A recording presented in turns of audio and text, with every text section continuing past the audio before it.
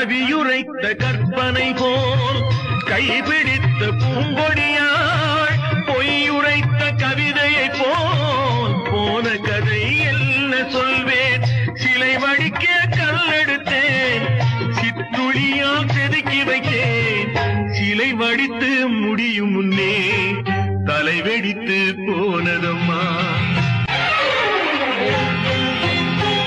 காயம் ஒன்று நீ கொடுத்தாய், காய்ந்தவடு நீங்கவில்லை.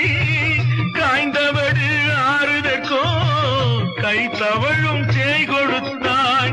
உன் கதையை நான் எழுத உயிரை வைத்து காத்திருந்தேன். என் கதையை நீ எழுதி ஏடுகளை மறைத்து விட்டாய்.